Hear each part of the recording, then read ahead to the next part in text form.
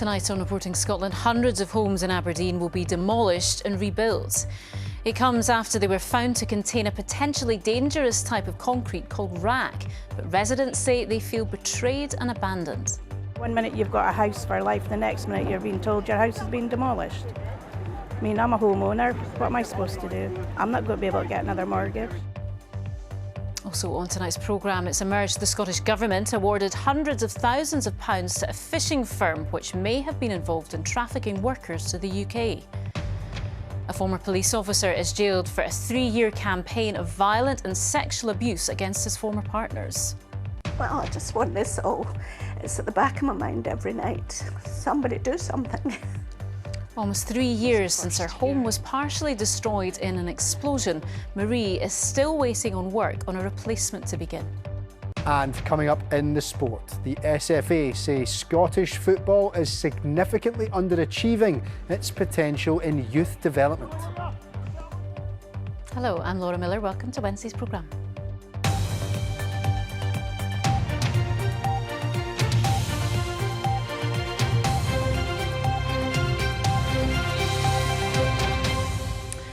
Hundreds of homes in Aberdeen are to be demolished and rebuilt after potentially dangerous concrete was found in them. Reinforced autoclaved aerated concrete, or RAAC, was identified in more than 500 council and private properties in the Balnagasc area earlier this year.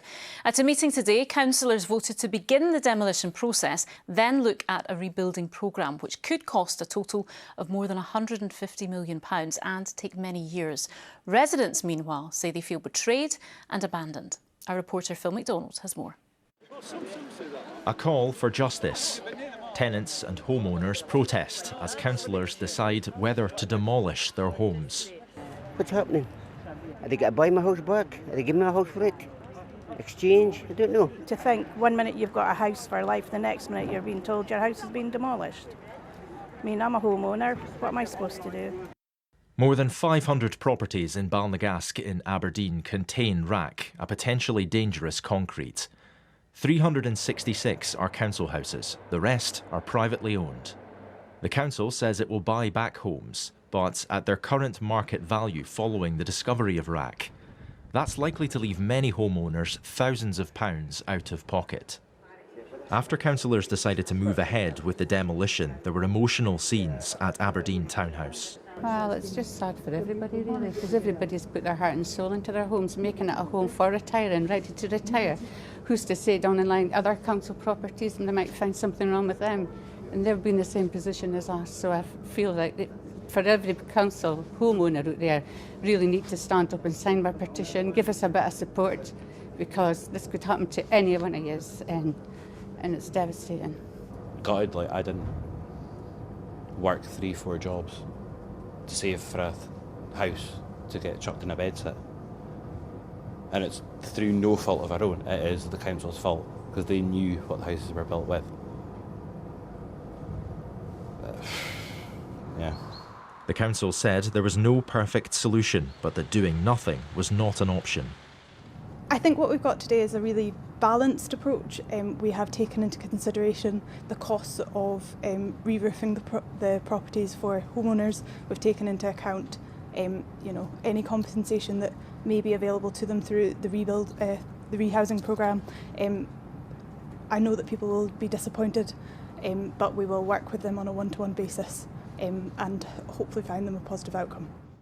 The rehoming of council residents in Balnagasc should be completed by the end of the year. Just over 150 council tenants have signed new leases. The rest are still waiting. Well, Phil is in Balnagasc for us tonight. Phil, clearly a really worrying time for residents, but what happens next?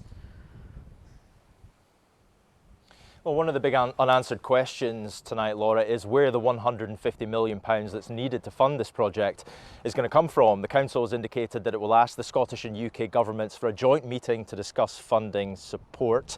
But given the squeeze on local authority budgets at the moment, these decisions are not going to be straightforward, but that's going to be of little to no concern for people in Ballinaghask who are living in RAAC-affected homes, who are going to be wondering this evening what happens next. Council tenants can be rehomed, but those who own their homes are going to have to sell them back to the council, who have indicated that they're going to offer market value. But because the value of these homes will have dropped so much because of the discovery of RAAC, it's likely that homeowners are going to take a huge financial hit as a result. So these negotiations are not going to be straightforward at all. They are going to be tough, and it's likely to cause a great deal of anxiety for many. OK, Phil McDonald's in Aberdeen, thank you. The Scottish Government awarded hundreds of thousands of pounds to a fishing firm which may have been involved in trafficking workers to the UK. Ministers gave several grants to TN trawlers and associated companies between 2010 and 2021. The firm has denied any allegation of modern slavery and human trafficking. Well, let's get more on this now with our political correspondent David Wallace-Lockhart. And David, you have been looking into these grants. That's right. So on Monday, our colleagues at BBC Disclosure concluded a long-running investigation into Annan-based fishing company TN Trawlers and Associated Firms. That's still available on the iPlayer, and they found that dozens of workers from around the world may have been trafficked into the UK to work for the firm. There were various accusations about working conditions such as food and water shortages on boats. The TN Group has denied any allegations of modern slavery or human trafficking. But we've now discovered that the Scottish Government has given this company and associated firms over £250,000 in grants between 2010 and 2021. And do we know what these grants were for? So we're talking about big sums of money here, including fishing grants of over £120,000 in 2010, another fishing grant of £78,000 in 2013, and COVID business support of over £50,000 during the pandemic. So this does raise questions about the due diligence the Scottish Government has been doing before distributing hundreds of thousands of pounds in public money. Now, the £78,000 grant, that was given while TN Trawlers was under active investigation for human trafficking. In 2022, the company and its lead director, Tom Nicholson, admitted a health and safety violation. Neither was charged with trafficking offences. And when the COVID grants were given, the company was subject to active criminal proceedings relating to 2 police investigations, Operations Alto and Feature. The majority of funding that we've just been speaking about here was given out after 18 crew members were passed into the Home Office's national referral mechanism that identifies and supports victims of human trafficking. The Home Office did not, it's important to say, identify TN Trawlers as the traffickers. Now, a spokesperson for the TN Group has said they dispute any suggestion that they mistreated their many workers, and went on to say they absolutely refute allegations of modern slavery or human trafficking. The Scottish Government have told us they're looking into the awards of these grants. OK, David, thank you.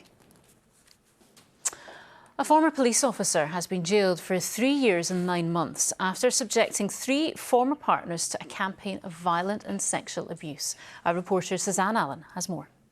Christopher Ferguson was sentenced here at Hamilton Sheriff Court. Over a 14-year period, he targeted victims in the Lanarkshire area and also while working at Glasgow's Helen Street police station.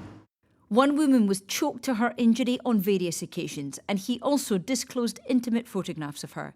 Another was attacked, causing her to fall down a flight of stairs, had her movements monitored, and he even contacted her about an ongoing police investigation against him.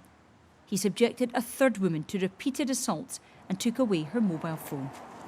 Police Scotland issued this statement. My thoughts remain with those who survived the appalling abuse by Christopher Ferguson, and I commend their strength in reporting these crimes and bringing him to justice. Criminality or misconduct by officers or staff damages public confidence, and there is no place in policing for those who do not uphold our values.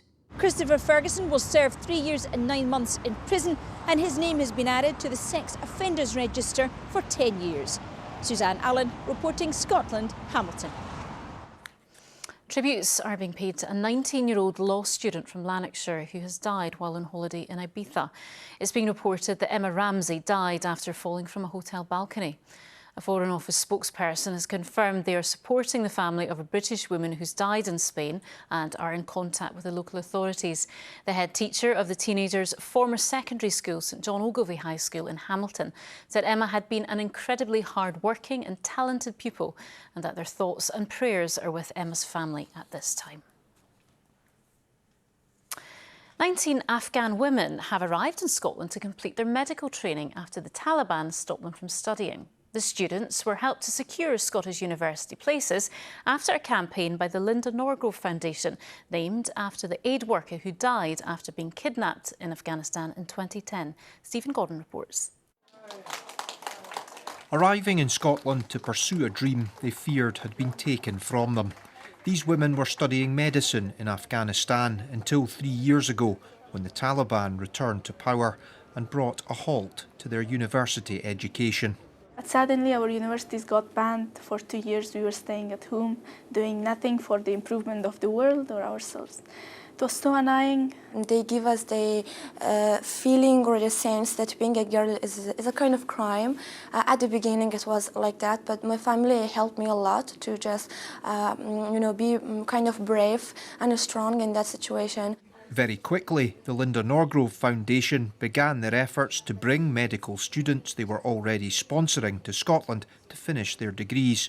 The charity was set up by the parents of the Scottish aid worker who was kidnapped in Afghanistan in 2010 and killed during a failed rescue attempt. We had 70 of the 90-odd women who were studying, who we were sponsoring out there. We had 70 of them who wanted to come to Scotland. There's absolutely no way we could bring 70 to Scotland, and we decided on 20 in the hope that that might be manageable.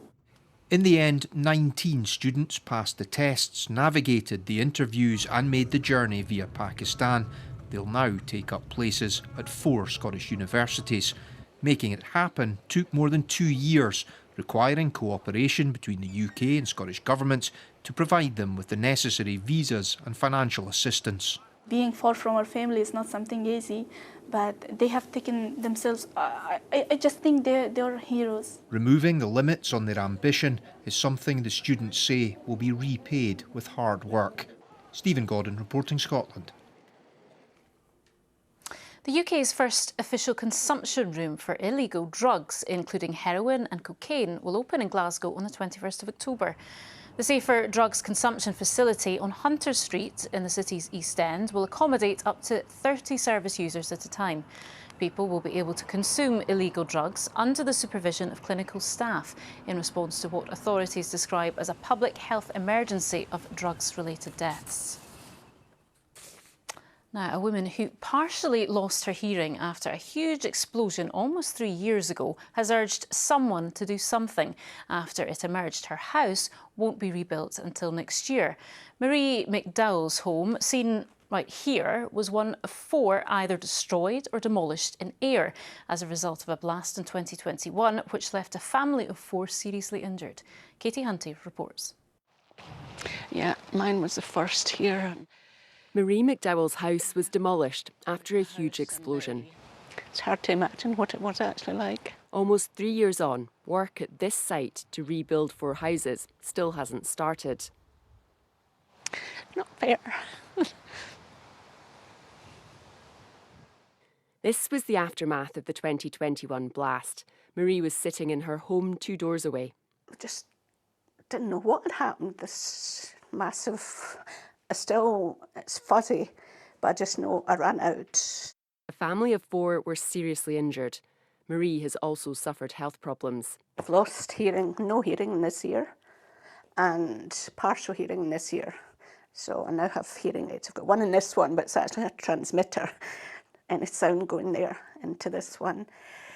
For a long time after, I was having panic attacks, depression. The Health and Safety Executive said a corroded pipe led to the explosion, but there would be no prosecutions. I want it sorted. Marie has been living in rented accommodation for almost 3 years. It's covered by insurance, but she still hasn't had a payout for her contents and doesn't think she'll receive any compensation. But that's not her main worry. The houses were to be rebuilt. It should have been this year, October. But now the company are saying, well, it could well be next year. Well, I just want this all. It's at the back of my mind every night. Somebody do something. Ramsay McMichael Consulting took on the project management 15 months after the explosion and did warn initial timescales were subject to change. It says its focus has been on the interests of all the owners and it's been liaising with the other stakeholders through a financially complex project in a sympathetic way. It said it's now nearing the procurement stage, which will lead to the project moving to site shortly thereafter. Marie's insurer, Direct Line, said it remains very sympathetic to her situation, which it describes as extremely complex, and says it's in dialogue regarding the construction of her new home and is liaising with her to agree settlement of her contents claim. And what would it mean to you to be back in there quickly? Oh, it would be a dream. It is a dream. It's not going to happen now till next year. Anything can happen between now and then. Life's not certain. Just have to wait and see. Marie hopes the wait won't be too long. Katie Hunter reporting Scotland Air. The biggest arts festival in the world is currently in full swing in Edinburgh, but there's a stark warning from a group of campaigners today that Scotland could be facing a cultural catastrophe without more arts funding. It comes after 2 major funds were pulled earlier this week. The funding body, Creative Scotland, says there was a lack of clarity over millions of pounds of Scottish Government support. Well, our arts correspondent Pauline McLean is at the Edinburgh Book Festival for us this evening. And Pauline, there's a real strength of feeling about all this, isn't there? Absolutely, just beginning to hear that this is down to a pledge that the Scottish Government made almost a year ago to uplift the amount of funding that they give to the sector. Creative Scotland says not only has it not received that, it doesn't know when it's coming, but also that they face cuts to their budgets, which mean they've had to take this decision to close those 2 major sources of funding. Well, the news is beginning to filter through because obviously everyone is very, very busy at the festivals here, but I'm joined now by Jenny Niven, the director of the International Book Festival. Jenny, I mean, a huge amount of shock and anger about this. That's right. The sector, and not just the sector, the public. I mean, if we're not going to value Scottish culture, it's not going to continue to be produced. It's that straightforward. If we're not supporting, and I think the closure of the Open Fund in particular, which is open to individuals, the disproportionate effect that will have on people who work solo, so visual artists, writers, the impact of that across all Scottish culture is absolutely massive, and just that as part of a bigger story about the underfunding, over the last decade of culture in Scotland, it's a travesty. Absolutely, and I think there will be lots of talks that will continue. And sorry to keep it short and sweet, Jenny, but it was important to kind of make the point. We did actually hear from the Scottish Government, who said today that they repeated that pledge to provide that money, but they said that the Scottish budget faces significant challenges, and they're considering those implications of the Chancellor's statement. Now, all of Edinburgh's festivals, as we were saying, are in full swing now, and earlier today I spoke to one of the people making his debut, Jack Loudon, actor as a performer at the International Festival tonight. He was keen to point out that the cultural scene which made him become an actor is not a luxury, it's something everyone should have access to. How could a paper cut be God? He may be a familiar face in film and television, but this is Jack Loudon's first appearance on stage at the Edinburgh Festival. I've been coming to the festival since I was about 16, 17. And it's just a mainstay of your August. So to have never have done something here, it was beginning to feel a bit like I was being left out. So it's fantastic to be here, and it's fantastic to be at the Lyceum as well, because it's where I came to watch theatre as a kid, and so it's a nice full circle. Yeah. I'm Jack Loudon.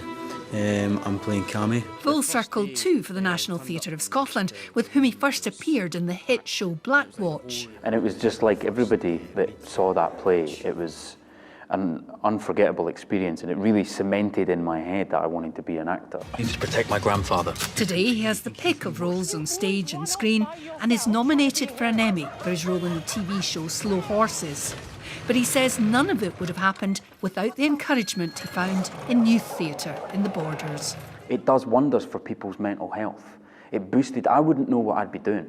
I wouldn't be who I am without the arts. I wouldn't have anywhere near the confidence that I somehow just managed to grab hold of every day if I didn't know that I had a home somewhere which was on stage. Basketball. Another rite of passage is this early advert for a certain fizzy drink. It's fizzy, it's ginger, it's phenomenal. There's always a fantastic moment when I'm on a film set or something like that, and the crew find it, and you can just see people you can just see folk, a group, and you can just see shoulders going like this when they find it. I'm enormously proud of it. I'm enormously proud of I've tried everything, and it gave me valuable screen experience when I was 19. I knew what it was like to be on a set. So yeah, it was great. Yeah, Jack Loudon there. Quite rightly, he should be proud of starring in that advert. That's put me in the mood for now. Absolutely, you have to wait. Do your sport first. Yes, exactly. Yes. Thank you very much, Laurie. Yes, good evening. Well, a damning new report says that Scottish football is significantly underachieving its potential in youth development compared to other countries of a similar size. It shows that players under the age of 21 are playing fewer minutes in the top flight than countries such as Denmark, Norway and Croatia, while game time for young Scottish players in major European club competitions ranks below countries with smaller populations and fewer resources such as Montenegro and North Macedonia. The report was commissioned by the Scottish FA, and a working party will now consider its recommendations, which include mandatory quotas for game time and a widened transfer window for young players. And we'll have more on this story on the 9 on the BBC Scotland channel tonight. Now it's the eve of a big night of European football. Kilmarnock have arrived in Denmark for their Conference League playoff with Copenhagen, while Hearts have landed in the Czech Republic ahead of the first leg of their Europa League playoff tie against Victoria Pilsen. The Hearts squad trained on the outskirts of Edinburgh this morning before jetting off to the continent, but they're not in great form, I have to admit, with recent defeats to Dundee and Falkirk drawing criticism from the club's supporters. Head coach Stephen Naismith has been speaking in Pilsen in the last hour, and this is what he has had to say. Last season we worked really hard to get in this position. The build-up, the feel with, as always, we had honest, strong conversations after the weekend. And the feeling among the squad and the training pitch has been really good. Again, from my experiences, when you play in European competition, it doesn't take much to get you up for it.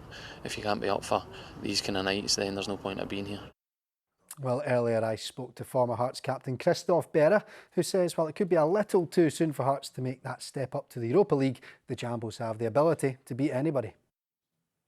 It's going to be a difficult game. I was looking into their opposition, and they're a very strong team. It's a strong team at home. I think they've won 6 and drawn 7 out of their last 7 games. And last year in their Conference League, they got 18 points, so maximum points. So it's going to be a tough game. There's no doubt about that. But however, Hearts have got some quality players, a lot of international players as well, who have tasted international football. So if it all comes together, there's no reason why they can't pull off a result.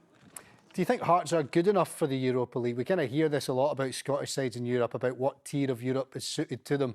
We saw in the Conference League a couple of seasons ago that Hearts competed, but Europa League is a big step up, isn't it? Can Hearts compete at that level?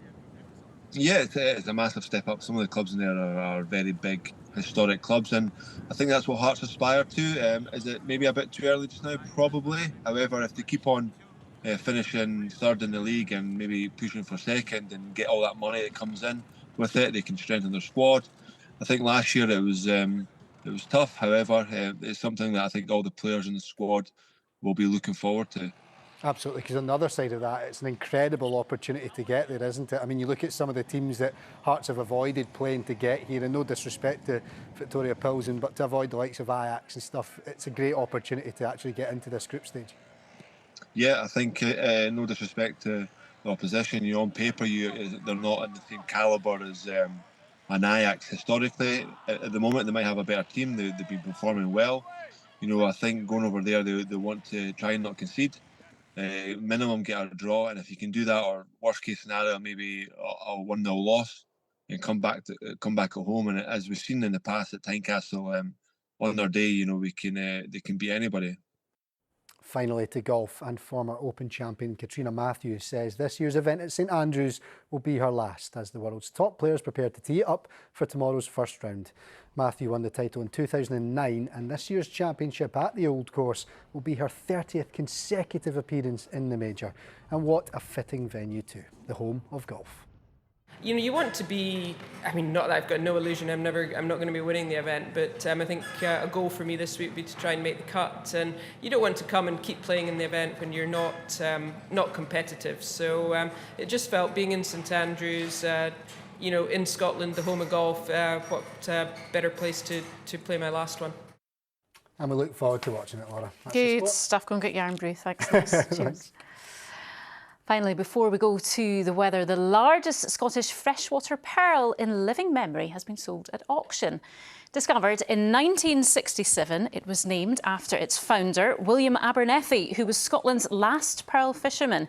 It sold for just under £94,000 when it went under the hammer in Edinburgh earlier this afternoon, and that's around £30,000 more than estimated. We'll take two of them, won't we, Chris? Yes, please. This doesn't look good, though. No, torrent of water there on the Isle of Skye. Really heavy and persistent rain, and there's more to come overnight tonight. With it, some very high winds as well. Thanks, Laura. Very good evening to you. Yes, it's been a very wet and windy day across some parts of the country, particularly in the west. Drier in the east with a shadow from the higher ground. Patchier rain here. This is the culprit, low pressure towards our northwest. This little feature following on is the remnants of what was Hurricane Ernesto. Tonight, that means just more rain and more wind. We have a Met Office yellow warning in force at the moment through western parts of the country. Around the western coast across the Hebrides, with those high spring tides, there's the chance of some overtopping of waves, so that's dangerous. Stay away. In the east, you can see the rain is patchier, but in the west, it's pretty persistent. And then through the early hours, the wind's ramping up as well. So another Met Office warning across much of southern Scotland in towards the central belt. Gusts of 50 miles an hour, fairly widely, perhaps 60 on the coast. If you've got furniture in the garden, trampoline, tie it down, I say. Overnight, you can see, though, it's pretty wet and windy no matter where you are. It's mild, but it's a very wet and windy start to the day tomorrow. However, it improves, and it improves quickly. You can see the overnight cloud and rain clearing, and then it's brightening up. There'll be a few showers in the west and northwest, and still blustery, but not the strength of wind that we'll see overnight. So a snapshot mid-afternoon tomorrow, temperature-wise 17, 18 Celsius, some sunshine, a few showers rattling through on those brisk west-southwesterly winds, frequent showers across Argyll in towards the Highlands and Islands, and around the western northwest coast, mid-teen temperatures, but with those winds feeling cool, actually. The warmest weather likely across the northeast of Aberdeenshire. Tomorrow evening, and it's a little bit of quieter weather for a time, not long. There's the next area of rain pushing in across parts of the southwest. There it is on the pressure sequence, another area of low pressure working in, more rain on the way. Let's take a look at that in more detail. This is tomorrow night now. You can see further heavy and persistent rain pushing in. The chance of some localised flooding. Once again, really poor conditions on the roads. But like tomorrow, Friday we'll see an improvement through the afternoon, brightening up, a few showers and a cooler feel. That's the forecast for now. Yeah, good advice to tie down that furniture and trampolines. Always forget about that. Thank you, Chris. And that is Reporting Scotland for now. Anne McAlpine will have your late news around 10:30 tonight. Join her then if you can. In the meantime, from all of us here, do enjoy the rest of your evening. Good night.